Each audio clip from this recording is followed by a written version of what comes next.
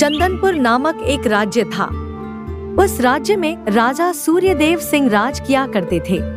उनका एक बेटा था राजकुमार चंद्रगुप्त। राजकुमार चंद्रगुप्त दिल के दयालु और कोमल स्वभाव के थे। वे पशु पक्षी और प्रकृति से बहुत प्रेम करते थे। उन्हें जंगलों में घूमने और जानवरों को देखने का बहुत शौक था। वे अक्सर जानवरों का खोज खबर लेने और उनको देखने जंगलों में जाया करते थे। आज राजकुमार चंद्रगुप्त अपने सैनिक के साथ जंगल में घूमने निकल पड़े। वे घूमते घूमते जंगल के बीचों बीच पहुँचे। राजकुमार चंद्रगुप्त हरे भरे पेड़ पौधे, रंग बिरंगे फूलों और झरने को देखकर बहुत खुश हो रहे थे। वाह वाह वाह, कितना सुंदर दृश्य है। ऐसा सुंदर दृश्य देखने को सिर्फ जंगल में ही मिलते हैं। क्यों सैनिक, सही कहता हूँ ना मैं? हाँ राजकुमार, आप सत्य कह रहे हैं। यह नज़ारा सिर्फ जंगलों में ही देखने को मिलता है और आपके राज्य में, क्योंकि आपके राज्य में पशु पक्षियों की हत्या नहीं होती है, जिसकी वजह से पशु पक्षियाँ बहुत ही खुशी खुशी जंगलों में रहते हैं और ये देखने को दृश्य बहुत ही सुहावना लगता है। हाँ, तुम सत्य कह रहे हो सैनिक, क्योंकि हमारे राज्य में किसी भी पशु पक्षी की हत्या करने की अनुमति नहीं है। चलिए महाराज, हम आगे उस तालाब की तरफ चलते हैं। वे लोग थोड़ा और आगे जाते हैं। तभी अचानक राजकुमार की नजर तालाब के किनारे एक बहुत सी सुंदर चमकीले मोरनी पर पड़ती है। मोरनी देखने में बहुत खूबसूरत थी। राजकुमार का मन मोरनी को देखकर मचल उठता है। वे सैनिक से कहते हैं, देख रहे हो सैनिक, ये कितनी सुंदर मोरनी है। ऐसी मोरनी मैंने पहली बार देखी है। हाँ राजकुमार, आप सत्य कह रहे हैं। यह मोरनी तो बहुत ही सुंदर है। मैंने अपने जीवन काल में ऐसी मोरनी पहली बार देखी है। काश मैं इस मोरनी को अपने साथ ले जाकर अपने महल के राजबाग में पाल सकता। जी राजकुमार, आप सही कहते हैं। और देखिए ना, यह मोरनी भी यही चाहती है। कब से यहीं खड़ी है, हम लोगों से डर भी नहीं रही है और यहाँ से कहीं भाग भी नहीं रही है। ऐसा करिए, आप जल्दी से इस मोरनी को पकड़ लीजिए और इसको आप अपने साथ राजमहल लेकर चलिए। तुम ठीक कह रहे हो सैनिक, मैं जल्दी से इस मोरनी को पकड़ लेता हूँ। राजकुमार चंद्रगुप्त तालाब की ओर तेजी से जाते हैं, लेकिन वो जैसे ही मोरनी के पास पहुँचते हैं, अचानक सी मोरनी गायब हो जाती है। राजकुमार चौंक जाते हैं और वे चारों तरफ देखने लगते हैं, लेकिन मोरनी कहीं नहीं दिखी। वे अपने सैनिक से जाकर कहते हैं, तुमने देखा सैनिक, वो मोरनी कैसे गायब हो गई? हाँ राजकुमार, मैंने भी देखा। लगता है यह मोरनी मायावी है, आपके पास आने का इंतजार कर रही थी और जैसे ही आप पास आए वह मोरनी गायब हो गई। हमें इसी वक्त महल लौट जाना चाहिए। कहीं ऐसा ना हो आपके ऊपर कोई खतरा ना हो जाए। तुम ठीक कहते हो सैनिक, हमें इसी वक्त महल लौट जाना चाहिए। वे राजमहल लौट जाते हैं। रात होती है और राजकुमार चंद्रगुप्त अपने कक्ष में सो रहे होते हैं, लेकिन उन्हें नींद नहीं आ रही होती है। उनके मन में बार बार उसी मोरनी का ख्याल आ रहा होता है। वे मोरनी के ख्यालों में सोच रहे होते हैं, कितनी सुंदर मोरनी थी वो। मैंने आज तक ऐसी मोरनी कभी नहीं देखी थी। वो मायावी नहीं हो सकती, वो जरूर डर के कारण कहीं छिप गई होगी। मैं फिर कल उस तालाब के पास जाऊंगा और उस मोरनी को पकड़कर अपने राजमहल लेकर आऊंगा और उसको बहुत ही अच्छे तरीके से अपने राज बगीचे में पालूंगा और उसका बहुत ही अच्छी तरीके से ध्यान रखूंगा। यही सोचकर राजकुमार अपने सैनिक के साथ सुबह जंगल फिर निकल पड़ते हैं। जैसे ही वे तालाब के पास पहुंचते हैं, वो मोरनी फिर वहीं मिलती है। मोरनी को देखकर राजकुमार बहुत खुश हो जाते हैं और सैनिक से कहते हैं, देख रहे हो ना सैनिक, मैंने कहा था ना, ये मोरनी मायावी नहीं है। हाँ राजकुमार, आप सही कह रहे हैं। शायद ये मोरनी मायावी नहीं है। देखिए, आज भी ये मोरनी तालाब के पास खड़ी है और हम लोगों से डर भी नहीं रही है। ऐसा लग रहा है जैसे आपका इंतजार कर रही हो। राजकुमार, आप जल्दी से इस मोरनी को पकड़ लीजिए, कहीं आज ये फिर से न भाग जाए। तुम ठीक कह रहे हो सैनिक, मैं अभी जाकर पकड़ता हूँ। ऐसा कहकर राजकुमार तेजी से तालाब की ओर जाने लगते हैं। वे जैसे ही मोरनी के पास जाते हैं, मोरनी अचानक गायब हो जाती है। राजकुमार हैरत में पड़ जाते हैं और वे अपने सैनिक से कहते हैं, सैनिक, क्या तुमने भी वही देखा जो मैंने देखा? मोरनी के पास जाते ही वह गायब हो गई। हाँ महाराज, मैंने भी उस मोरनी को गायब होते हुए देखा है। जैसे ही आप उस मोरनी के पास जाते हैं वह मोरनी गायब हो जाती है। मैं तो कहता हूँ हम लोगों को इसी वक्त महल लौट जाना चाहिए। न जाने क्यों गायब हो रही है वह मोरनी। राजकुमार महल वापस लौट आते हैं। रात होती है मगर उन्हें नींद नहीं आ रही होती है। उनका मन बेचैन हो रहा होता है। उस चमकीले मोरनी का ख्याल उनके मन से जा नहीं रहा होता है। राजकुमार का मन कहीं नहीं लग रहा था और वे ना ही ठीक तरह से खा रहे थे और ना ही वह हंस रहे थे। महारानी पार्वती ने जब यह देखा तो एक दिन वह महाराज से बोली, महाराज, राजकुमार चंद्रगुप्त आजकल बहुत उदास रहते हैं और ना ही ठीक से खाना खा रहे हैं और ना ही कोई उन्हें हंसते हुए देख रहा है। तुम ठीक कह रही हो महारानी। मैंने भी उन्हें कई दिनों से राज्यसभा में नहीं देखा। मैं जाकर उनसे पता लगाने की कोशिश करता हूँ कि राजकुमार के उदास रहने का वजह क्या है। यही सोचकर महाराज सूर्यदेव सिंह राजकुमार के कक्ष जाने लगते हैं। महाराज सूर्यदेव सिंह राजकुमार के कक्ष में जाते हैं तो राजकुमार चंद्रगुप्त बहुत उदास अपने कक्ष में खड़े थे। वे राजकुमार से कहते हैं, राजकुमार चंद्रगुप्त, मैं देख रहा हूँ पिछले कुछ दिनों से आप बहुत ही उदास चल रहे हैं। इस उदासी का कारण क्या है? क्या आपको अपने पिता पर और इस राज्य के महाराज पर भरोसा नहीं है? क्या आप अपनी समस्या हमें नहीं बता सकते?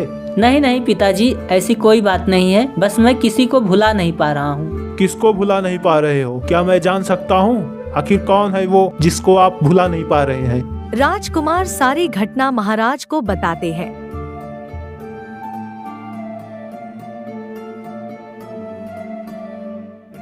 और तब से उस मोरनी की खूबसूरती मैं भूल नहीं पा रहा हूँ। बस इतनी सी बात? मैं अभी सैनिकों को भेजकर उस मोरनी को पकड़वाता हूँ। सैनिक मोरनी को पकड़ने जंगल जाने लगते हैं। वे पूरा जंगल घूम आते हैं लेकिन मोरनी कहीं नहीं मिली। सैनिक वापस महल लौट आते हैं।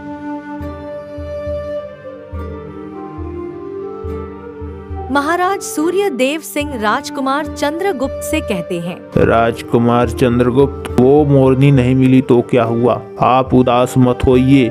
आप उसको भुलाने के लिए हमारे पड़ोस के राज्य के मित्र के यहाँ चले जाइए। वहाँ कुछ दिन रहेंगे तो आप उस मोरनी को भूल जाएंगे। ठीक है पिताजी, आप सही कह रहे हैं। मैं आपके पड़ोसी राज्य के मित्र के यहाँ चला जाता हूँ। राजकुमार पड़ोस के राज्य के महाराज के यहाँ जाने लगे। पड़ोसी राज्य जाने के लिए उसी जंगल से होकर जाना पड़ता है जहाँ वो चमकीली मोरनी मिली थी। राजकुमार चंद्रगुप्त जा ही रहे होते हैं कि अचानक वो मोरनी उसी तालाब के पास फिर मिल गई। उस मोरनी को देख राजकुमार क्रोधित हो उठे और गुस्से में बोले, कौन है तू और मुझे क्यों दिख रही हो? जब मैं पास आता हूँ तो गायब हो जाती हो। आज मैं तुमको नहीं छोड़ूंगा। क्या तुम्हें मुझसे भय नहीं लगता? अगर मुझे गुस्सा आ जाए तो मैं तुम्हारी हत्या भी कर सकता हूँ। चली जाओ मेरे नजरों के सामने से। तभी अचानक मोरनी एक इच्छाधारी नागिन बन जाती है। यह देख राजकुमार चौंक जाते हैं। नागिन राजकुमार से कहती है, हे राजकुमार चंद्रगुप्त, मैं एक इच्छाधारी नागिन हूँ और मेरा नाम अलकनंदा है। मेरे पति का नाम नागराज है, वो भी एक इच्छाधारी नाग है। हम दोनों इन्हीं जंगलों में पिछले 100 साल से रह रहे हैं। एक दिन की बात है, हम दोनों इन्हीं जंगलों में एक दूसरे के साथ बातें करते हुए घूम रहे थे। तभी अचानक एक तांत्रिक आया और अपने तंत्र मंत्र की विद्या से मेरे पति को कैद कर लिया। छोड़ दे मेरे पति को, हमने तेरा क्या बिगाड़ा है? क्यों पकड़ा है मेरे पति को? मूर्ख नागिन, तुम्हें गलतफहमी है। अगर इसको छोड़ना होता तो मैं पकड़ता ही क्यों? अच्छा, तुम्हें जानना है कि मैं इसको क्यों पकड़ा हूँ? तो सुन, इसके माथे पर एक नागमणि है। अगले आने वाली पूर्णिमा को मैं अपनी पूजा में इसकी बलि दूंगा और वो मणि हासिल करके मैं सर्वशक्तिशाली बन जाऊंगा। मूर्ख, क्या तुम्हें नहीं पता कि जब जब कोई तांत्रिक नागमणि को हासिल करने को सोचा है वह मारा गया है? मरे होंगे कमजोर तांत्रिक, तू मुझे नहीं जानती। मैं बहुत शक्तिशाली तांत्रिक हूँ। और हाँ, तू मेरे पीछे मत आना अपने पति को बचाने। वरना मैं तेरी भी आहुति देने में तनिक भी देर नहीं लगाऊंगा। ऐसा कहकर वो मेरे पति को लेकर चला गया। मैं इतनी ताकतवर नहीं कि उस तांत्रिक से लड़ सकूं। मुझे आपकी सहायता की जरूरत है। बताओ मुझे वह तांत्रिक कहाँ रहता है। मैं उसका सर धड़ से अलग कर दूंगा। उसको खत्म करके तुम्हारे पति को वापस ले आऊंगा। नहीं राजकुमार, आप उससे अकेले नहीं लड़ सकते। क्या तुम्हें मेरे वीरता पर संदेह है? मैं राजकुमार चंद्रगुप्त हूँ। न जाने कितने शत्रुओं को मैंने धूल चटाई है, तो फिर एक तांत्रिक को मारने में मेरे लिए कौन सी बड़ी बात है। नहीं राजकुमार, मुझे आपके वीरता पर संदेह नहीं है, परंतु वो तांत्रिक मायावी शक्तियों का मालिक है। उससे लड़ने के लिए हमें भी मायावी शक्तियों की आवश्यकता पड़ेगी। कोई तो होगा रास्ता उसको मारने का। एक रास्ता है, परंतु वह बहुत मुश्किल है। मैं मुश्किलों से नहीं डरता अलकनंदा। बताओ उसे मारने के लिए क्या करना होगा। राजकुमार, इसी नदी के दाईं ओर एक नीली नदी बहती है। उस नदी में नील कमल का पुष्प खिलता है। वह बहुत ताकतवर पुष्प है। आप चाहो तो वह फूल तोड़ कर ला सकते हैं और हम उस तांत्रिक को मार सकते हैं। ठीक है अलकनंदा, तुम मेरा यहीं पर इंतजार करना। मैं उस पुष्प को जरूर तोड़ कर लाऊंगा। जी राजकुमार, परंतु संभल कर जाना, रास्ते में खतरा भी हो सकता है। ठीक है अलकनंदा, तुम मेरी चिंता मत करो, मैं जल्द ही वापस आऊंगा। ऐसा कहकर राजकुमार चंद्रगुप्त नीली नदी के तलाश में जंगल के दाईं ओर निकल पड़ते हैं। राजकुमार चंद्रगुप्त काफी दूर जा चुके थे, लेकिन उन्हें नीली नदी का कहीं कुछ पता नहीं चल रहा था। तभी उनकी नजर जंगल में एक बूढ़ी औरत पर पड़ती है। राजकुमार उस बुढ़िया के पास जाते हैं और कहते हैं, बूढ़ी अम्मा, मैं नीली नदी के तलाश में निकला हूँ। क्या आप हमें बता सकती हैं कि नीली नदी किस तरफ है? बेटा, मुझे बहुत तेज प्यास लगी है। जरा इस मटके से थोड़ा पानी निकाल कर पिला दो। लेकिन अम्मा, ये मटका तो आपके बगल में ही रखा है। जब आपको इतनी तेज प्यास लगी है तो आप स्वयं इस मटके से पानी निकाल कर क्यों नहीं पी रही हैं? क्या बताऊं बेटा, मैं बहुत बीमार हूँ। मैं उठ भी नहीं सकती। कृपा करके मुझे पानी पिला दो। बूढ़ी अम्मा की बातों को सुनकर राजकुमार को दया आ जाता है और वे मटके से पानी निकालकर जैसे ही पिलाने वाले थे कि तभी बुढ़िया राजकुमार से कहती है, रुको बेटा, बेटा मुझे कोढ़ है। ऐसा ना हो कि तुम मुझे पानी पिलाओ और तुम्हें भी कोढ़ लग जाए। तुम सोच समझ कर पानी पिलाओ। तुम बिना पानी पिलाए भी जा सकते हो। नहीं अम्मा, आपको पानी पिलाना मेरा धर्म है। अगर मुझे अपने धर्म को निभाने के लिए किसी बीमारी का सामना भी करना पड़ेगा तो मैं पीछे नहीं हटूंगा। आप पानी पी लीजिए। बुढ़िया ने जैसे ही राजकुमार के हाथों पानी पिया, वह सुंदर स्त्री में बदल गई। राजकुमार चौंक जाते हैं और कहते हैं, आप कौन हो और एक बूढ़ी औरत से इतनी सुंदर स्त्री में कैसे बदल गई हैं? राजकुमार चंद्रगुप्त, मेरा नाम अप्सरा है। मैं नीली नदी की पहरेदार हूँ। इस रास्ते से कई नवयुवक आए नीली नदी का कमल का फूल लेने के लिए, लेकिन वे सभी लोग मेरे परीक्षा में असफल रहे और अपनी जान गंवा बैठे। राजकुमार चंद्रगुप्त, आप बहुत ही गुणवान और दयालु प्रकृति के व्यक्ति हैं। मैं आपको नीली नदी का पता बताऊंगी, लेकिन उससे पहले एक राज बताना है। अप्सरा राजकुमार के कानों में कुछ कहती है और राजकुमार मुस्कुराने लगते हैं। राजकुमार, ये जो सीधा रास्ता आप जो देख रहे हैं, ये रास्ता आगे जाकर दाहिनी तरफ मुड़ जाता है। दाहिनी तरफ कुछ दूर जाने के बाद आपको नीली नदी मिल जाएगी। जाइए राजकुमार, आप नीली नदी का फूल ले आइए। मेरा आशीर्वाद आपके साथ है। इतना कहकर अप्सरा वहाँ से गायब हो जाती है। राजकुमार भी अप्सरा के बताए हुए रास्ते पर चल पड़ते हैं। कुछ दूर जाने के बाद उन्हें नीली नदी मिल जाती है। अरे वाह, ये रही नीली नदी। आखिरकार नीली नदी मिल ही गई। अब मैं अलकनंदा के पति को आजाद कराने में भी कामयाब हो जाऊंगा। राजकुमार तेजी से नीली नदी के पास जाने लगे। जैसे ही वह नदी के किनारे पहुँचे, अचानक नदी से एक शैतान निकलता है।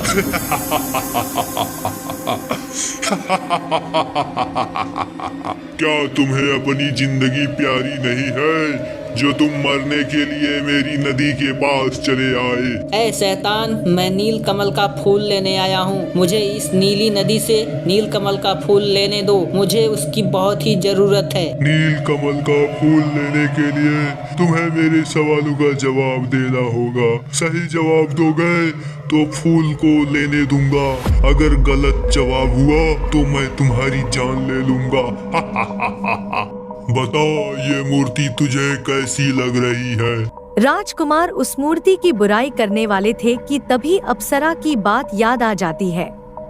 ये मूर्ति तो बहुत ही सुंदर है। इसके बाल जैसे हिरन के चाल और आंखें तो मालूम दे रहा है जैसे समुंदर हो। शैतान जी, इससे तो आपको शादी कर लेनी चाहिए।